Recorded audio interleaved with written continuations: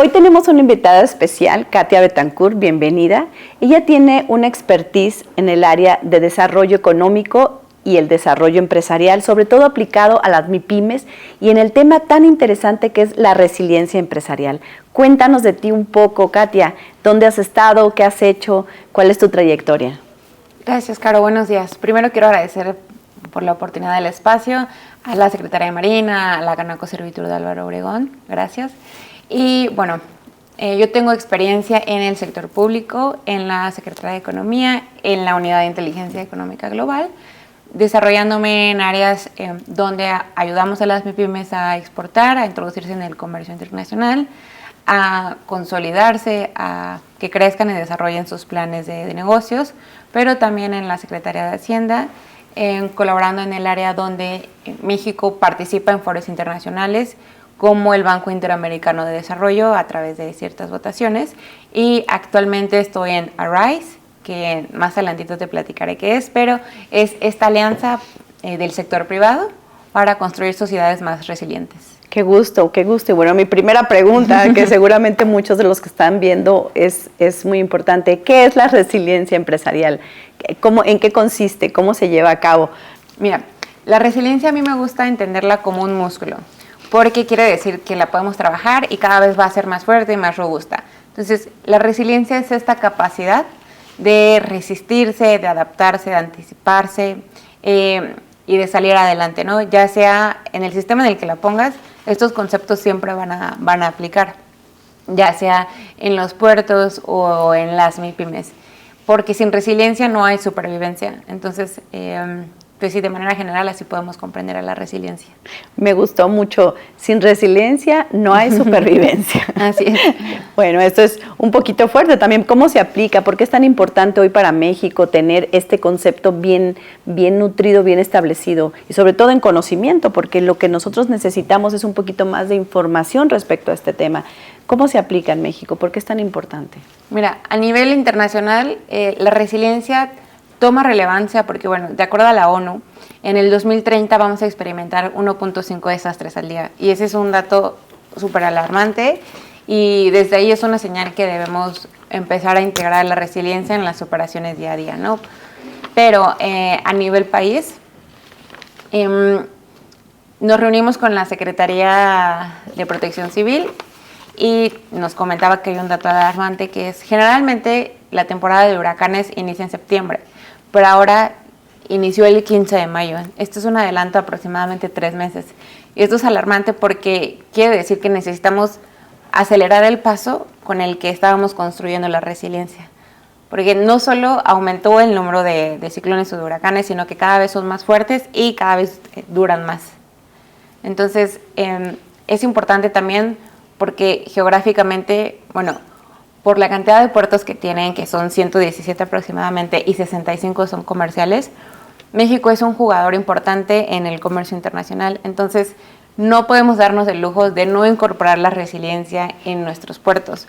Porque si un puerto cierra debido a algún desastre o algún evento disruptivo, puede tener consecuencias tan graves en no solo afectar el comercio, sino también generar que MIPYMES dejen de operar. Así es.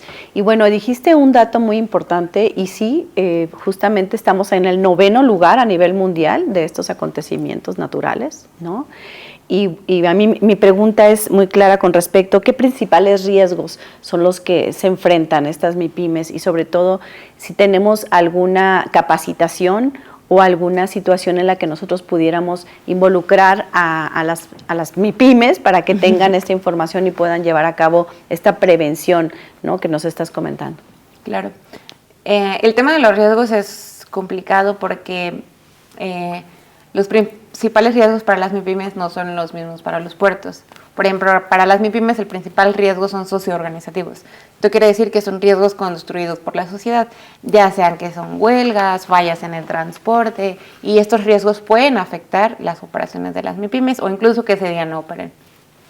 El segundo riesgo importante para la MIPYME son hidrometeorológicos, ya sea porque su negocio se inundó, porque tuvo daños en la infraestructura. Pero lo que pasa con los puertos es que por su complejidad sus riesgos son diferentes. Entre los principales se encuentran riesgos geopolíticos, de seguridad física, conflictos armados, ciberataques, hackeos, que están más relacionados con la tecnología, pero también puede que ciertos estándares internacionales o normativas cambien. Entonces, los riesgos de los puertos están más relacionados a su complejidad de operación. Y la manera en que impacta o en que se recuperan más rápido los puertos contra las MIPYMES tiene que ver con la cantidad de recursos que tiene, la complejidad de las operaciones, pero también con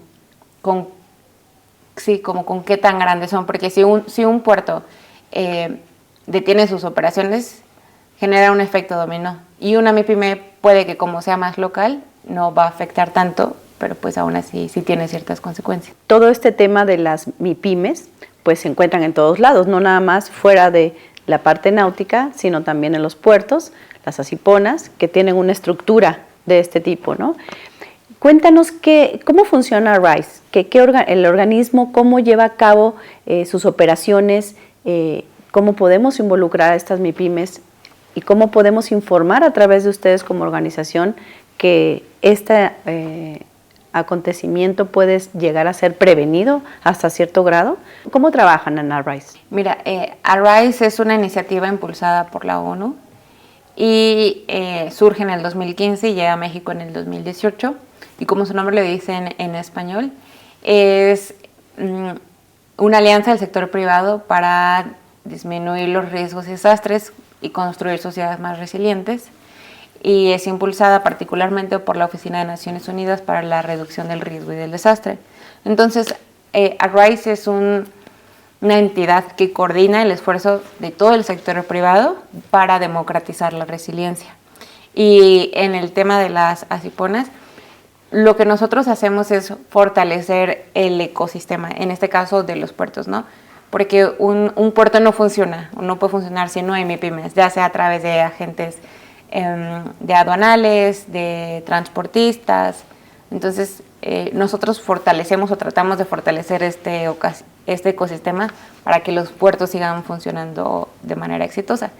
¿Y cómo lo hacemos? Bueno, a través de actividades como talleres o acuerdos de colaboración con secretarías, con gobierno local, estatal o federal, o de plataformas digitales. Tal es el caso de Resiliencia en una Caja, que es una plataforma única en México, que desarrollamos de la mano con The UPS Foundation y que consta de un autodiagnóstico automatizado de resiliencia empresarial y tiene 10 módulos de aprendizaje donde estos conocimientos, o si las MIPYMES incorporan o aplican estas herramientas o planes que sugerimos, pues podrán enfrentar de manera más rápida y mitigar pérdidas cuando ocurra algún desastre.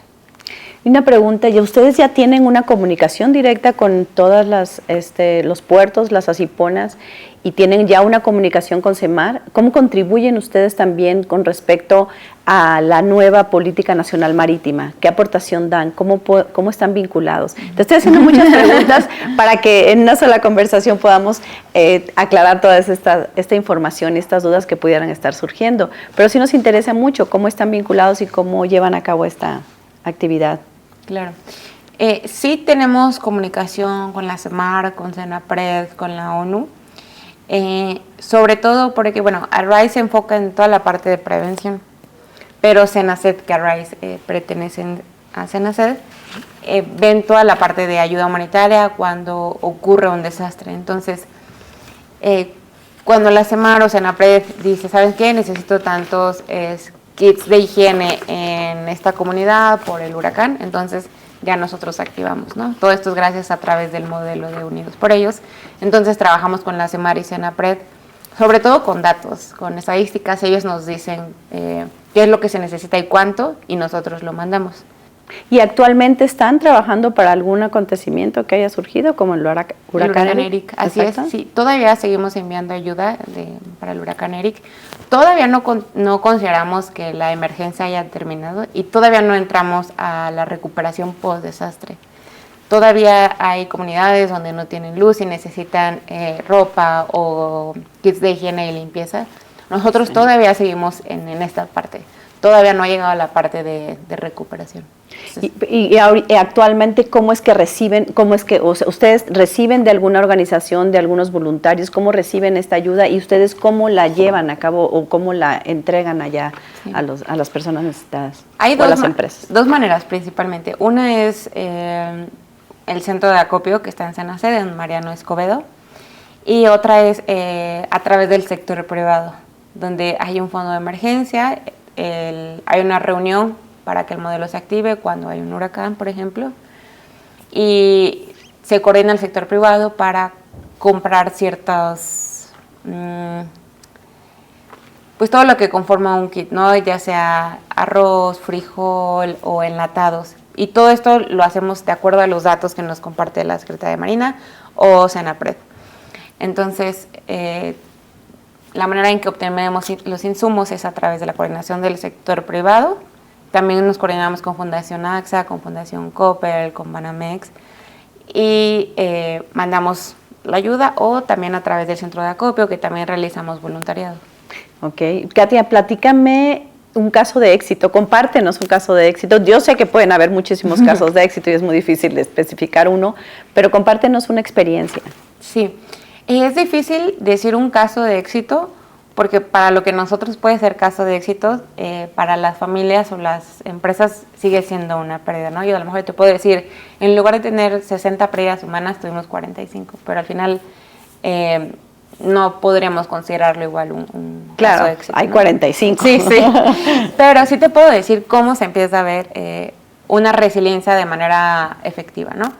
En el caso de las zonas costeras, por ejemplo, si hay un ciclón, que las personas que habitan ahí hayan evacuado en forma y tiempo, ¿no? Que tengan un sistema de alertamiento temprano efectivo, que todos identifiquen dónde está su refugio, que conozcan las rutas de evacuación o los albergues. Así se empieza a ver la resiliencia de manera efectiva, ¿no?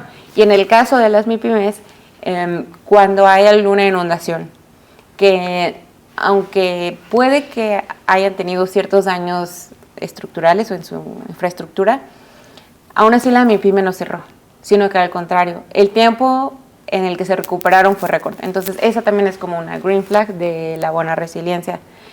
Y esos son como algunos, pues sí, como pequeños casos de éxito que podemos empezar a notar, que tiene que ver mucho con el tiempo de recuperación, las pérdidas son menos, la gente evacúa de manera más rápida, la gente se organiza mejor. Sí, bueno, esto lo tomamos como un aprendizaje, ¿no? Un aprendizaje dentro de todo este proceso de resiliencia.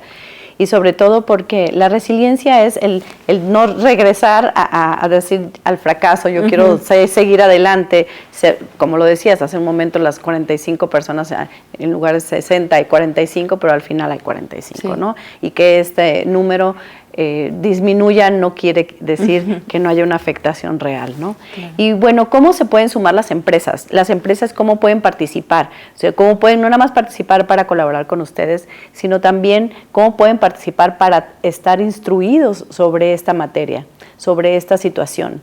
¿Cómo pueden estar informados de qué es lo que deben hacer? Porque esto es un tema de capacitación y de información, y sobre todo las MIPYMES que piensan que este tipo de temas solo son para las grandes empresas, ¿no? Claro. Y al contrario, ¿cómo lo podemos? Mira, todo suma y creemos que primero hay que empezar por nosotros, por nuestros negocios o por las instituciones donde colaboramos. Y esto se ve a través de incorporando y compartiendo con todos los colaboradores cómo desarrollar un plan de emergencia, cómo, si conocen cuáles son los riesgos o vulnerabilidades del área donde trabajan, cómo van a operar cuando ocurra un desastre. Y entonces, una vez que ya se incorporó en la empresa o en el puerto, entonces ya que puedan compartir la información con otras áreas, porque sí. La resiliencia es una responsabilidad compartida. No podemos dejárselo ni a una sola administración, ni a una sola empresa o a un solo sector, ¿no? Sino todos tenemos que trabajar de manera colaborativa. Entonces, esa es una manera en la que podemos comenzar a democratizar todos la resiliencia, cada quien desde su cancha, pero también trabajando, uniéndose a asociaciones como Loisa Rise, tratando de trabajar más de cerca con el sector público, con la academia. ¿Qué objeciones han tenido? Porque hablabas hace un momento de que tienen que tener contacto tanto con los gobiernos municipales, estatales y nacionales. ¿Qué objeciones han tenido ustedes? ¿Qué trabas se les han presentado para que ustedes puedan llevar esta comunicación de lo que es la resiliencia y las MIPYMES? No es tanto que nos cierren las puertas, sino más bien cuando mencionamos el concepto de resiliencia empresarial es como, no lo necesito. Y ya cuando entonces empezamos a generar esta conciencia, decir es que la resiliencia puede tener un impacto económico en tu estado o en tu ciudad y que si no ayudas a las MIPYMES a que sean más resilientes o si no empiezas a construir sociedades más resilientes, pues va a tener un impacto en la economía, porque justo en lo que trabajamos es que vean la resiliencia como una estrategia comercial y que la incorporen en su modelo de negocios. ¿Ha habido alguna situación que ustedes hayan dicho, si hubiéramos aplicado la resiliencia empresarial de las MIPYMES, hubiéramos reducido tales casos o tales efectos, tales resultados? Pues creo que lo podemos observar cada que hay una inundación. O sea, tan solo aquí en la Ciudad de México es como en el caso de las MIPYMES. No son acciones tan pequeñas, pero que pueden hacer la diferencia. Por ejemplo, en una tortillería. Si hubiera puesto un nivel más alto como todos mis insumos, tal vez yo hubiera podido operar el día de mañana. Entonces, lo podemos observar en el día a día todos los días, cuando hay alguna lluvia intensa o en situaciones ya más graves, cuando hay algún sismo o un huracán. Y entonces, con esto, ¿qué mensaje? Me encantaría que le dieras un mensaje a nuestro público de decir, súmense a este proyecto, infórmense, búsquennos, participen, cuenten con nosotros. ¿Qué mensaje le podemos dar a las empresas? Primero que se unan a RISE, al grupo de trabajo de pymes. Nos pueden encontrar en redes como RISE MX o resilienciaenunacaja.com. Y segundo, me gustaría invitarlos a reflexionar sobre que la resiliencia es una responsabilidad compartida, pero no podemos solo planear considerando datos históricos o hechos que ya han pasado, porque, bueno, la pandemia nos dejó un aprendizaje que es planear con proyección, que es todo aquello que no sabemos que pueda pasar, pero que si pasa va a tener un impacto catastrófico, ¿no? Entonces, invitarlos a planear con proyección, no solo con cosas que ya conocemos, y a los puertos también. Y una pregunta ya muy específica en el tema de educación. ¿Es una carrera que se estudia para esto? ¿Qué vincula para, muchos jóvenes querrán decir, ¿dónde se estudia, no? O cómo podemos acceder a esta preparación, no nada más para las empresas, sino para aquellos que quieran dedicarse a estudiar este tema y a poder ejecutarlo en donde se encuentren trabajando? Claro. Pues mira, no hay una carrera tal cual. Muchos creen que está muy enfocado en protección civil. Y sí, toca una parte, pero no es exclusiva, ni podemos dejarle toda la responsabilidad a protección civil porque pues tampoco se dan abasto. Pero creo que desde cualquier carrera se puede tener un enfoque de prevención. Y de prevención, de anticipación y de ver cómo va a haber una recuperación más rápida ante ciertos escenarios. Y pues sí, desde todas las carreras, de todas las áreas o sectores, todos tenemos una responsabilidad de tener esta conciencia de prevención, de anticipación, de recuperación y también de aprender de las experiencias que ya vivimos, porque no es solo sobrevivir, sino a ver qué aprendí, qué puedo hacer mejor para que cuando ocurra un evento similar o peor, yo pueda seguir operando, recuperarse o disminuir mis pérdidas. Entonces, la resiliencia quiere decir que es una parte de lo que es la protección civil, o sea, es más especializada en cómo accionar. Lo que pasa es que Protección Civil ve todo el tema de normatividad, de planes de emergencia, rutas de evacuación. Y sí está un poco de la mano, como toda esta trayectoria hasta que una MIPYME sea resiliente, porque entra Protección Civil en temas de rutas de evacuación, de extintores, de infraestructura, de permisos de construcción. Entonces, sí es necesario trabajar de la mano pues con Protección Civil.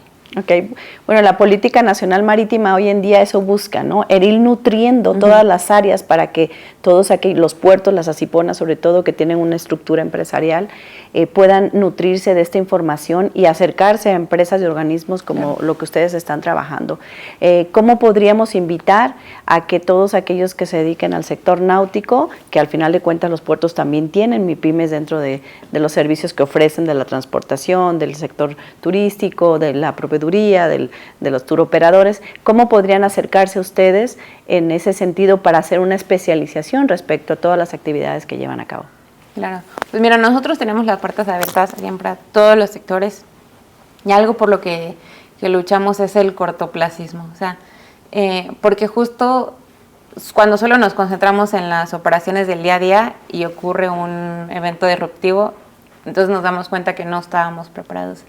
Entonces, pues sí queremos invitar a las asiponas y cualquier sector o cualquier entidad a generar esta conciencia y a compartirla, ¿no? También.